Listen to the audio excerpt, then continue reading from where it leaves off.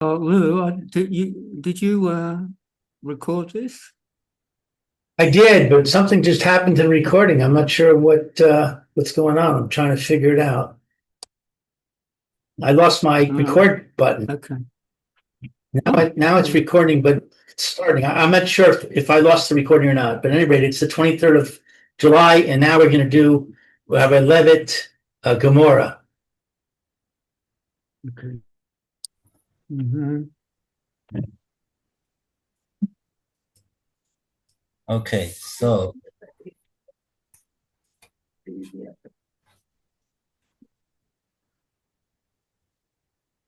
okay, so so one thing I can say is that we're in Daf Chaf Amid base, Hmm. and Have a shoot on Sunday morning, usually. maybe I think we were about to Wednesday afternoon. finish the explanation of the answer of Kedamar of Safra. I'm not there anymore, so they put me on Zoom. That's on So somebody else's play. let's try to Put me on. build. Let's try to put down what exactly the Gemara was dealing with in a nutshell. Gemara is dealing with the fact that Rav Yirmiyah the Amora holds that a shover in the hand of the Malva, the lender, is puzzle. It's no good. It's not a proof. What's it mean that it's puzzle? It's not a proof of payment. It's not a proof of any payment. And we brought that, but we have we brought our Mishnah. We brought our Mishnah, Tanan. Imeshimaham Simponos, Yasa Masha Simponos. The Mishnah also talks about such a case that Rav Yirmiyah is talking about, and we come out with the opposite result. The opposite result meaning that we do what it says in the Simpon. If the Simpon says that he paid it up, we regard it as being paid up, that he paid it up. The shover is kosher. So the Gemara says, so we got to steer it. So the Gemara used Rav Safra to answer the stira. Rav Safra says that the case where it's in the Mishnah that it's good is Shenimsa ben Shtaros Kruim. The document was found amongst Shtaros Kruim. Oh, yes. And then we were in the middle of reading the Rashi. And we finished the Rashi, and Rashi had brought two different views, the view that he had heard, and then he brought his own view that he holds is the correct view. But at the end of the day, he's explaining why it is that this shover, which is found amongst these torn IOUs, why the shover would be a good. We would say in that case specifically, it's a good shover.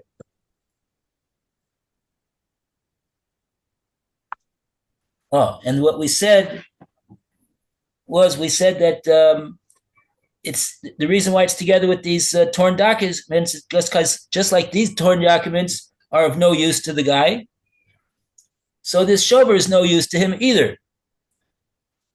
Meaning to say, it's a shover that is proving that the guy actually paid, and so that's not of any use to the lender.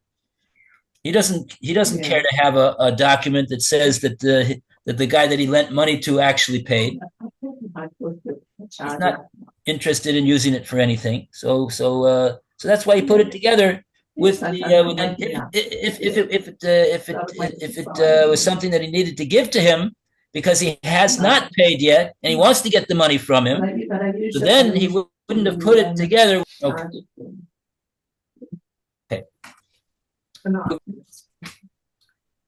Okay. Take it back. Who would like to start off the reading? Toshma. Nimsa echad bein shtarosov.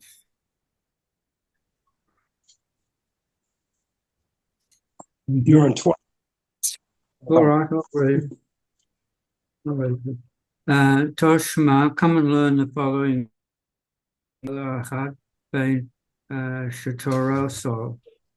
If there was discovered among someone's documents a receipt stating Shetoru Shimon, document of Yosef ben Shmuel, Ben Shimon is paid. It's paid.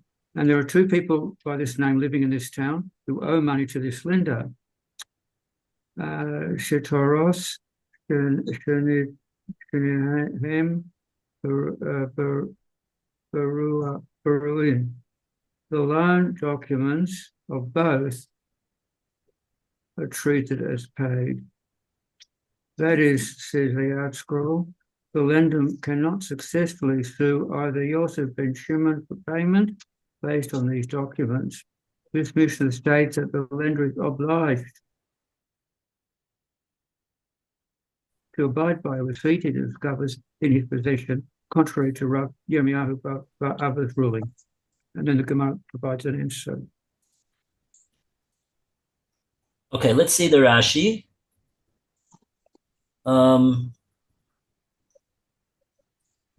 Nimsa ben shtarosov. It's about 7 lines down in the middle of the line. Okay. That's earlier. We did that too. It was found among the documents. Nimsa ben shtarosov was found among the documents. Masnisen, this is our Mishnah, and that's the place it is. Beget B'Shut, that's the name of the parak. Later on, Bava Basra, the Kaf Ayin Bet. Shnei Yosef ben Shimon, we did this. There were two Shimon in the city. That's what we did.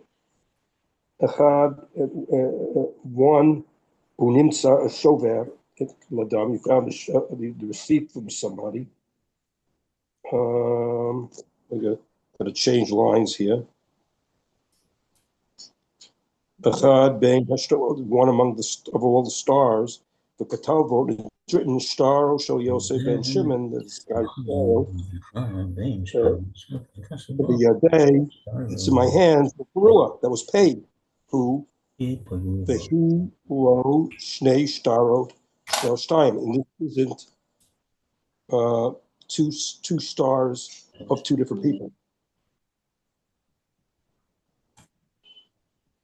Okay, we did this part before.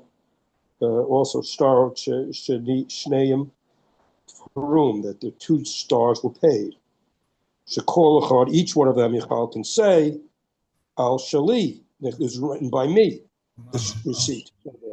Bava Basra, Parichim, we ask below Shover, even without a receipt. Nami also. It also is like that. Tanan, the report, Ein Echad Yecholam, one is not able to say, Lahotzi Shtar Chov, to take a star Chova on it. Mukminin Mustabosley, the Mishul Shalashim, that there are three of them together in the star. The Ein Mishul Shim is Shova. You would have your bundle of 3 stars, you don't bundle of 3 receipts. Shovers. Hu Hacha, this is the Yotzei Mitachat Yad Malva, and this came out of the hands of the lender.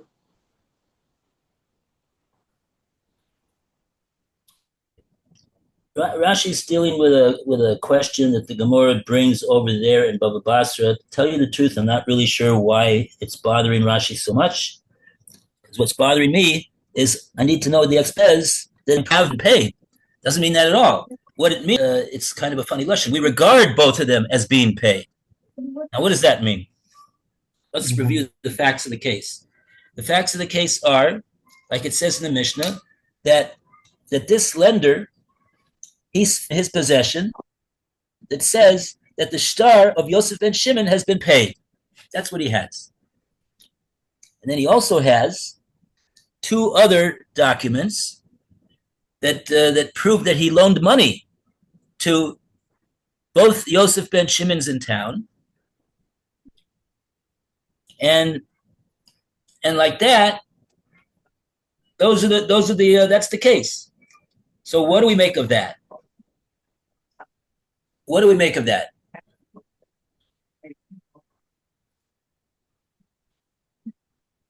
Other than that, we don't have any proof of anything.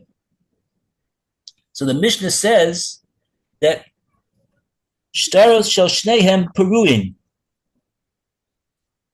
We say that the Beis Din regards as both of these shtaros as having a presumption of being paid off. Now the question is, why do we think like that? All we have is a shover in the possession of the lender that says that Yosef ben Shimon has paid off his debt. So, at the very most, that would seem to prove that one of them has paid it off. Why is it in the possession of the lender? So we'll explain what we explained before, that he wrote it because the guy did pay it off, and at the time that he gave him the money, he didn't have it readily available, and he told him to come back, and then the Lova forgot all about it, and so the lender's still holding on to this shover. He didn't give it to the Lova, and the Lova forgot about it.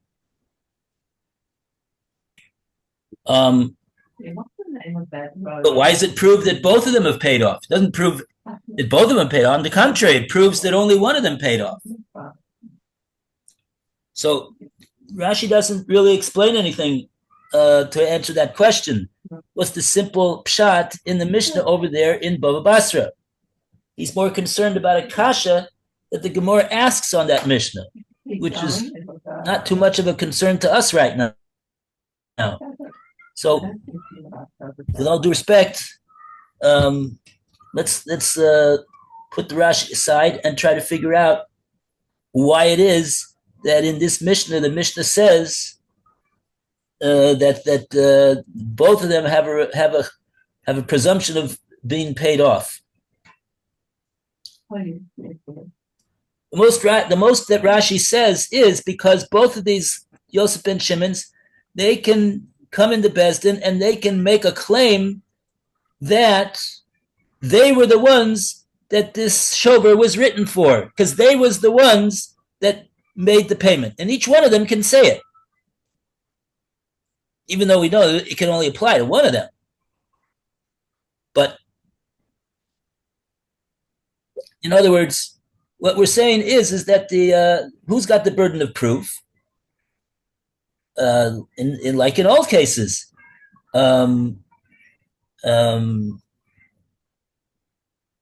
What will happen with the one who wants to get paid, he's got to prove that he should be paid. Who's the one that wants to be paid over here? The Malva. He wants to get paid. He wants to get paid back. And even though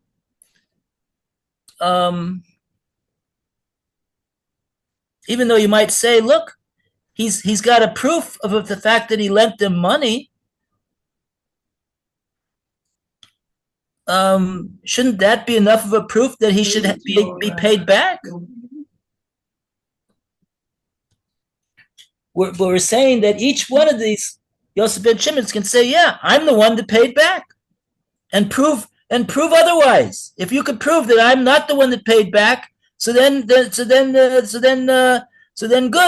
So you'll have proven that I owe you the money. But otherwise, I say I'm the one that paid back. In other words, who should be the one that should have to prove that this shover here in the possession of the lender is that's his shover? We don't say that each Yosef ben Shimon has to prove that. It's enough that he claims it, and the lender's got to prove the one that it was not written for, that he did not pay. That's the way we look at it. In spite of the fact that he's got proof of the fact that he lent both of them money, and he's entitled to be paid on that account. So it's kind of an interesting case.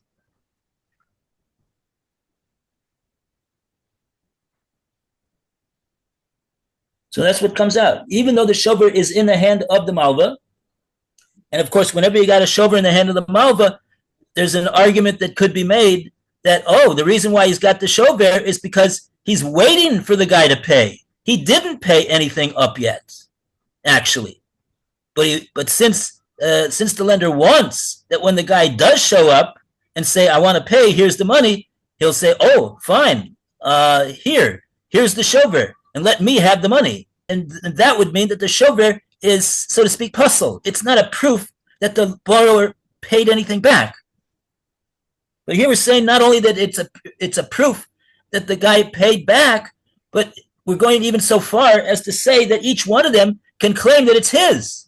And it's up to the lender to prove that it's not this Yosef ben Shimon that paid. Okay. But at any rate, we see this is a bombatic kasha on Rav Yirmiyah, because Rav Yirmiyah says the shover in the hand of the what's his name is no good. It's puzzle in the hand of the malva. Okay.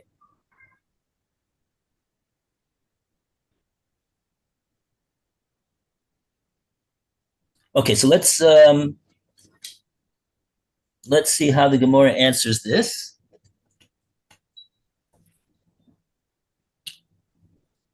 This is a little. I'm still not clear. Why can't the malva just say, forget about the receipt. I've got the document that says that I loaned him the money. That's the proof. Yeah, it's a proof that he loaned money, but the Mishnah is telling us that the shover, even though it's in the hand of the malva, is a proof that a loan has been paid. I thought you said it was puzzle. According to Rabbi Yirmiyah.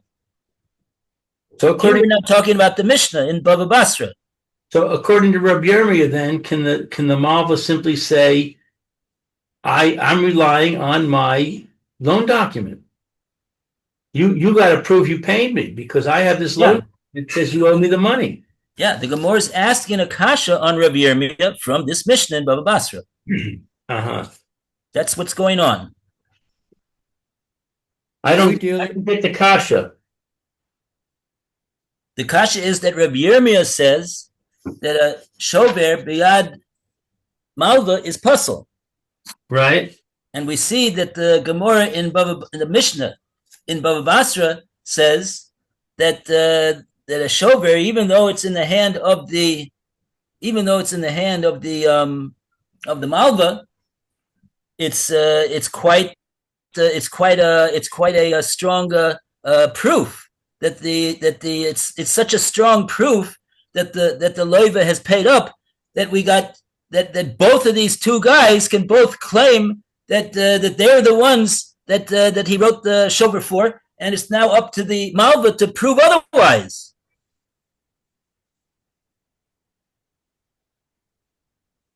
I see. Are we dealing here with lender and the person who has to pay back are in good faith, or is one of them trying to be tricky? We're not saying that they're all tzaddikim. We're paskening the din. Right. The din, if you reach like one of these two Yosef ben Shimon is what do you Lying. call it? He's lying through his teeth, Mhm. right? Why? Because the lender should say, look, what do you want from me? I got two documents that prove that both of these Yosef ben Shimon's borrowed money from me. And even if you'll tell me that this shows, but it can't prove that two of them paid. On the contrary, it's a proof that one of them did not pay. So what you that's really the difficulty that we're dealing with over here, is why it is that lender is being put in the situation that he's going to have to be the one that proves that which Yosef ben Shimon didn't pay. And that's a very unusual situation for a lender to be, especially a lender who's holding in his hand IOU that's signed by both of them. Okay, that's a fair question. Whether they're in good faith, we don't care. What do we care? The halacha is that we regard both of them as having a chazaka of being paid. I don't know exactly why, and we see that the lender is the one that we put the burden of proof on. What we're interested in seeing in this Mishnah in Bava Basra is that we see that a shover, even though it's in the hand of a lender, is kosher. It's kosher l'mahadrin. We take it very seriously. We take on that it means that one of these two guys paid. Mhm. And it's not at all like Reb Yirmiyah said. So Reb Yirmiyah is in hot water over here right now. Mm. Okay.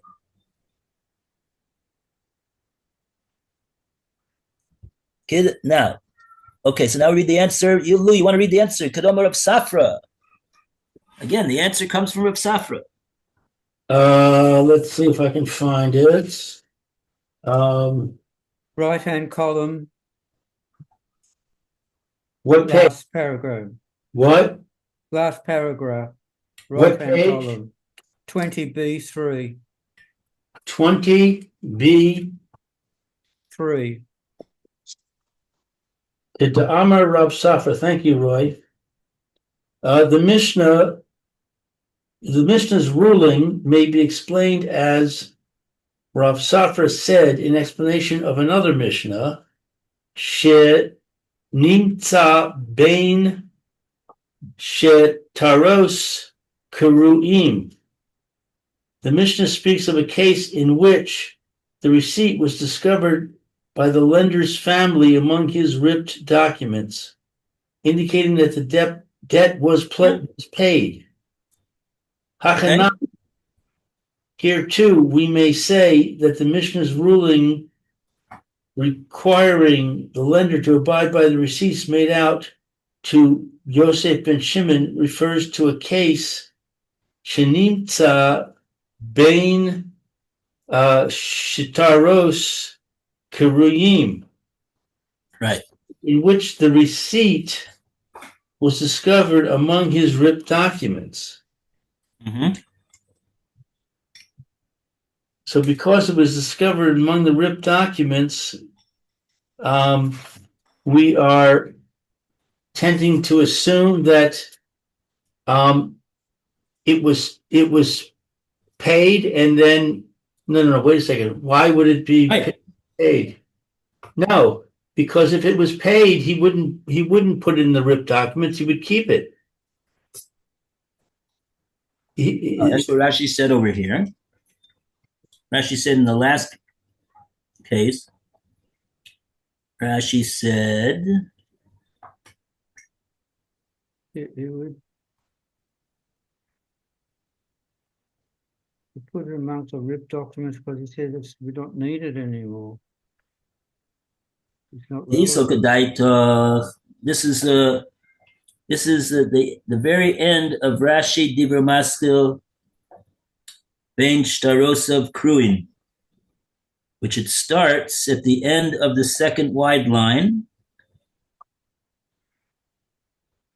And now we're holding in the fifth line towards the end of the line. Rashi ends off, he says, if you thought to say, Malva kosvu lios muchan lo kishiyirtza loiva lefaroi. Right? That's the chashash that we always have on a shover which is in the hand of the malva. If it's in the hand of the malva, we say, oh, maybe the lova really hasn't paid yet, and the reason why we have a shover over here altogether is because he wanted to have the malva, he wanted to have a shover ready and available, so that when the loiva does choose to pay it off, he'll be able to give him right away that shover. Because otherwise, if he doesn't have a shover that's available, the loiva will say, oh, so you don't have a shover for me? So I'm not going to pay you now, because I'm not going to pay unless I got a shover. He wants to have a shover. The shover is the lova's winning ticket to prove that he has paid up. So that's the only reason really that we got to say that in spite of the fact that we got a shover in existence, it doesn't prove that the lova has paid it up. So Rashi says, in this case, what that Rav Safra is saying, we're talking about a shover that was found amongst other torn documents. So that, Rashi explains, since it's found among torn documents, lo nosnu im shtaros she'ein tzrichin lo. If it would have been the case that he needs it available and he's got to have it ready so that when the loiva does pay him, he'll be able to give it to him, he's not. The last place that he's going to put such a document is amongst his other torn, useless shtaros that he has no use for whatsoever. He's not going to put it with those things, because those are things that, for whatever reason, he hasn't thrown them out yet. He doesn't really need them at all. They're just taking up space. So if he's got the shover amongst those documents, that totally takes down the chashash. That totally takes down the chashash that the reason that he has it is because the guy has not yet paid, and he wants to have it ready and available to malva, so that when the guy does pay him, he'll be able to give him the proof of receipt. So that's the basis of Reb Safra's answer. So therefore, we will say that in this case, specifically in this case, that's the reason why the shover is regarded as being a proof of payment. But in an ordinary case, in other words, if we find in other words, Rav Yirmiyah is talking about an ordinary case where the shover was placed amongst his other documents, let's say amongst his IOUs that are not torn up. Oh, a lender that has an IOU document that is not torn up, is that going to be a document that he's going to want to hold on to, that he needs, that he's going to have that document available? Yeah, because that's his proof that he owes money, that he's owed money. And so there, if he has the shover by that document, by those documents, that's saying that, yeah, he needs this shover too, because when the guy does pay off, he'll give it to him. But that, says Reb Yirmiyah, that is why I say that when you find a shover even amongst the documents of the malva, it's nevertheless puzzle. Okay, so this answer, in other words, of Reb Safra is going to work for this Mishnah in Bava Basra also. It worked for our Mishnah, and it's working for this Gemora, this Mishnah in Bava Basra too. Okay. Do we have any Rashi?